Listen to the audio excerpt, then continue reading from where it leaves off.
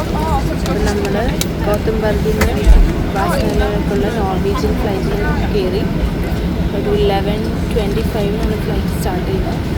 നമ്മൾ ബാഴ്സലോണയിൽ ഒരു 2:25 ആകുമ്പോഴേക്കും 3 hours ഫ്ലൈറ്റാണ്.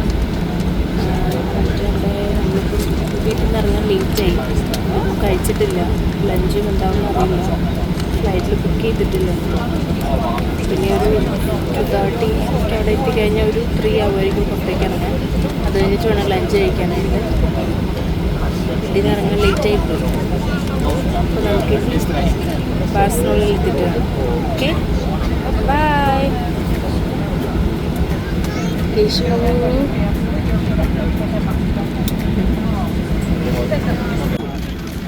കേശവനൊരു ടോയ് മേടിച്ചു കൊടുത്തിട്ടുണ്ട് നമ്മൾ. ഇതാണ് അവൻ്റെ ടോയ്. ഇതെന്ത് ടോയ് മോനെ? ഇതാണ് ഞങ്ങളുടെ 3 മണിക്കൂറത്തെ അഭ്യാസം. പക്ഷെ അതൊരു 10-15 മിനിറ്റിൽ തീരും. അത് കഴിഞ്ഞിട്ട് ഞങ്ങൾക്ക് വേറൊരു അഭ്യാസം കൂടെ ഉണ്ട്.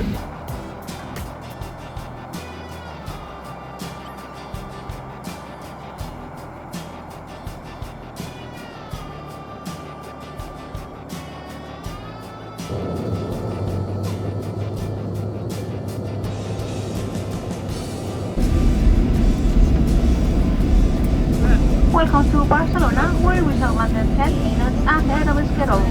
Please remain seated with your seatbelt fastened and keep the air and emergency exit clear from all front baggage until the aircraft comes a complete stop and the fasten seatbelt sign has been switched off. അങ്ങനെ നമ്മൾ Barcelona land ചെയ്തു. Barcelona എയർപോർട്ടിലാണ്. നമുക്ക് ഇങ്ങോട്ടാണ് പോകേണ്ടത്. ഇതാണ് metro. Yes, മെട്രോയ്ക്കാണ് നമുക്ക് ഹോട്ടലിലേക്ക് പോകാൻ. NH ഇൻ്റർനാഷണലിലാണ് നമ്മൾ. NH ഹോട്ടൽ, അതിലാണ് ബുക്ക് ചെയ്തേക്കുന്നത് ഹോട്ടൽ.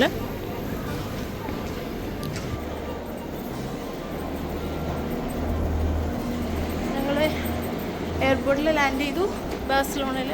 ഈ ബാഴ്സലോണയിൽ നിന്ന് നമ്മൾ ഹോട്ടലിലേക്കുള്ള മെട്രോ പിടിക്കാൻ പോവുകയാണ്. വഴി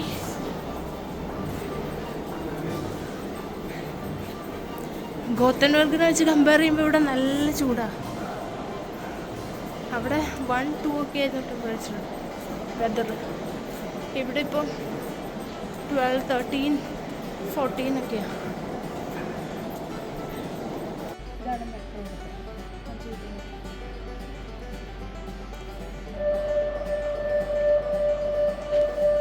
ഇത് നല്ലതാണെന്ന് തോന്നുന്നു അല്ലേ, ഈ ഡോറ് സേഫ്റ്റിക്ക്. ഇത് നമ്മുടെ സ്റ്റോപ്പ് L9 ആണ്, ലാസ്റ്റ് സ്റ്റോപ്പാണ്. എന്നിട്ട് അവിടെ ഇറങ്ങിയിട്ട് അവിടെ നിന്ന് അടുത്ത ട്രാമാണ് മെട്രോ ആണ്. അവിടെ നിന്ന് വേറെ ട്രാം. അവിടെ ഒരു 300 മീറ്റർ നടക്കാനുണ്ട്. നമ്മൾ സോണ യൂണിവേഴ്സിറ്റിയിലെത്തി. ഇവിടുന്ന് നമുക്ക് ട്രാമിൽ അല്ലെങ്കിൽ ബസ്സിൽ വേണം. ബസ് ഞങ്ങൾക്ക് വേണ്ടി മാത്രമുള്ള ബസ്സാണ്. ഒരാൾ പോലും ഇല്ല ബസ്സിൽ. ഞങ്ങൾ 3 പേര് മാത്രം. എന്ത് സൗകര്യമല്ലേ, വേറെ ആരുമില്ല, നമ്മൾ മാത്രം. നമുക്ക് മാത്രമാണോ ബസ്? നമ്മുടെ ബസ് അല്ലേ? ആണോ കേശിക്കുട്ടെ? ഇതാണ് നമ്മുടെ ഹോട്ടൽ. എനിക്ക് അത്ര ഇഷ്ടമായില്ല. ക്ലീനാണോന്ന് വെച്ചാൽ ക്ലീൻ അത്രയ്ക്കല്ല. ഇവിടെ കബോർഡ്സ് ഉണ്ട്, ഇവിടെയും കബോർഡ്സ് ഉണ്ട്.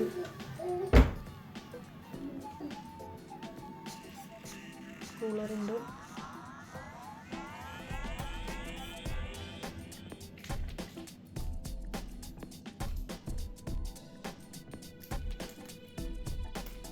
ബെഡ്, വലിയ ബെഡാണ്.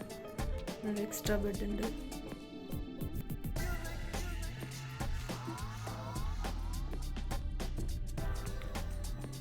എനിക്ക് അത്ര ഇഷ്ടമായില്ല. മഷ്റൂം മാറി.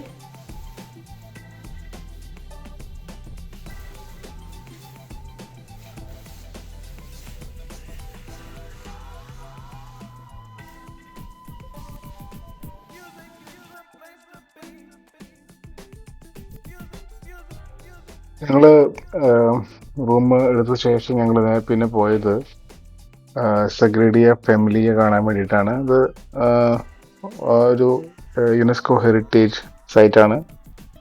അപ്പോൾ ഇവിടെ എന്തായാലും നമ്മളത് ടോപ്പ് സ്പോട്ട്സ് ആണ്, അതുകൊണ്ട് ഞങ്ങൾ ഇവിടെ പോകാൻ തീരുമാനിച്ചു. അത് ഞങ്ങളുടെ ഹോട്ടലിൽ നിന്നൊരു ഏകദേശം ഒരു 6 to 7 സ്റ്റോപ്സ് ഞങ്ങൾക്ക് ബസ്സിൽ യാത്രയുണ്ടായിരുന്നു. ഇവിടെ എത്തിയപ്പോൾ കുറച്ച് ഇരുട്ടായിരുന്നു, പക്ഷെ എന്നാലും കാണാനുണ്ടായിരുന്നു. അത്യാവശ്യം നല്ല വിസിബിലിറ്റി ഉള്ളത് കാരണം തന്നെ ഞങ്ങൾക്ക് നന്നായിട്ട് കാണാൻ പറ്റി ഈ ചർച്ച്. ഈ ചർച്ചിൻ്റെ പ്രത്യേകത എന്താണെന്ന് വെച്ചാൽ ഇത് ഇതുവരെ പണിത് കഴിഞ്ഞിട്ടില്ല. ഇതിനി കൺസ്ട്രക്ഷൻ തീരാൻ പോകുന്നത് 2030 അപ്പോൾ ഇതിൻ്റെ ഒരു ക്ലോസർ ലുക്സ് ഞങ്ങൾ കണ്ടു പുറത്തു നിന്ന്. ഞങ്ങൾക്ക് ഇഷ്ടമായി, പക്ഷേ ഞങ്ങൾ അകത്ത് കയറിയില്ല. എന്നാലും ഞങ്ങൾക്ക് പുറത്തുനിന്ന് കുറച്ച് ഫോട്ടോസൊക്കെ എടുത്തു. ഇത് കാണുന്നുണ്ടെങ്കിൽ തന്നെ നല്ല ബുദ്ധിമുട്ടാണ്, കാരണം ഇത് ഭയങ്കര വലിയൊരു ചർച്ചാണ്. ഈ ക്യാമറയിൽ എന്തോരം കാണാൻ പറ്റുമെന്ന് എനിക്കറിയില്ല അതിൻ്റെ ഒരു വലിപ്പം. പക്ഷേ ഇതിലേറ്റവും വലിയൊരു കാര്യം എന്ന് വെച്ചാൽ നമ്മൾ കുറേ ബാക്കിലോട്ട് പോയിട്ട് വേണം ഇതിൻ്റെ വീഡിയോ എടുക്കാനായിട്ട്. അപ്പോൾ ഞാനിപ്പോൾ എടുത്തിരിക്കുന്ന ഈ വീഡിയോ എന്ന് പറഞ്ഞാൽ ഇതിൽ നിന്നൊരു 10 meters മാറിയിട്ടാണ് ഈ വീഡിയോ എടുത്തേക്കുന്നത്. അപ്പോൾ എനിക്ക് ഈ വീഡിയോയിൽ ഫുൾ ചർച്ചിനെ ഇൻക്ലൂഡ് ചെയ്യാൻ പറ്റിയിട്ടില്ല. അപ്പോൾ അത്രയ്ക്ക് ഹൈറ്റുള്ളൊരു ചർച്ചാണ്. അപ്പോൾ ഇനി 2030 ഇവിടെ വന്നിട്ട് ഈ ചർച്ചൊക്കെ ഒന്ന് കാണാൻ പറ്റണം, കാരണം ഇത് ഇതുവരെ കംപ്ലീറ്റ് ആയിട്ടില്ല. എന്തോ ഒരു സ്റ്റോറിയൊക്കെ ഉണ്ട് ഇതിൻ്റെ പിന്നിൽ.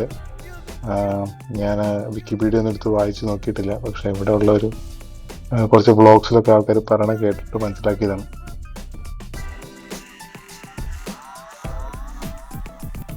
പിന്നെ ഞങ്ങൾ പോയത് ഒരു ഫുഡ് മാർക്കറ്റിലാണ്. ഇത് one of the top spots തന്നെയാണ്. ഇവിടെ അത്യാവശ്യം മാർക്കറ്റിന് ഉള്ള കാര്യങ്ങളൊക്കെ തന്നെ കിട്ടും. ഫ്രൂട്ട്സ്, വെജിറ്റബിൾസ്, പിന്നെ മീറ്റ്, ഫിഷ്. അപ്പോൾ ഇപ്പോൾ ഞങ്ങൾ കണ്ടുകൊണ്ടിരിക്കുന്ന ഒരു സോസേജ് ഷോപ്പായിരുന്നു ഫസ്റ്റ് തന്നെ. ഇവിടെ നിന്ന് ഞങ്ങളൊന്നും വാങ്ങിച്ചില്ല, പക്ഷേ ഇതൊരു നല്ല വൈബുള്ള ഒരു ഏരിയയാണ്. ബാച്ചിലേഴ്സിനൊക്കെ ആണെങ്കിൽ എന്തായാലും ഇഷ്ടപ്പെടും. ഫാമിലിയുടെ കാര്യം സംശയമാണ്, നമുക്ക് ഇവിടുന്ന് കഴിക്കാൻ പറ്റിയില്ല. മാർക്കറ്റിൽ നല്ല വൈബുണ്ട്. പിന്നെ ഏറ്റവും അട്രാക്റ്റീവായിട്ട് തോന്നിയത് ഇവിടുത്തെ ഫ്രൂട്ട്സും പിന്നെ ഫ്രൂട്ട് ജ്യൂസസൊക്കെ വെച്ചിരിക്കുന്ന രീതിയായിരുന്നു. ഭയങ്കര കളർഫുള്ളായിരുന്നു. പിന്നെ മാർക്കറ്റിൽ പല പല ഐറ്റംസ് ഉണ്ട്. അതായത് ഒരു എല്ലാ ഡേയ്സും വർക്ക് ചെയ്യുന്നൊരു മാർക്കറ്റ് ആയതുകൊണ്ട് തന്നെ ഇവിടെയുള്ള ആൾക്കാർ മേജർലി ഡിപ്പെൻഡ് ചെയ്യുന്ന ഇവിടെ ആയിരിക്കണം, കാരണം സൂപ്പർ മാർക്കറ്റ്സിനെ പോലെ അല്ല. പക്ഷേ നല്ല കോസ്റ്റ്ലി ആയിരുന്നു ഇവിടെയുള്ള ഐറ്റംസൊക്കെ. ഇപ്പോൾ എല്ലാ ഫ്രൂട്ട് ജ്യൂസസിനൊക്കെ ഒരു 4 to 5 euros മിനിമം പ്രൈസ് തന്നെ കാണിച്ചു. അപ്പോൾ നമുക്ക് ഇവിടുന്ന് അങ്ങനെ മേടിക്കാനൊന്നും തോന്നിയില്ല ഞങ്ങൾക്ക്. കാര്യം കണ്ടിട്ട് വൃത്തിയൊക്കെ ഉണ്ടായിരുന്നു, പക്ഷെ എന്നാലും ഒരു ഈ മീറ്റൊക്കെ ഉള്ളത് കൊണ്ട് തന്നെ മാർക്കറ്റിൽ ഭയങ്കര സ്മെല്ലായിരുന്നു. എന്നാലും ഞങ്ങൾക്ക് ഇഷ്ടമായി ഈ ഒരു വിസിറ്റ്.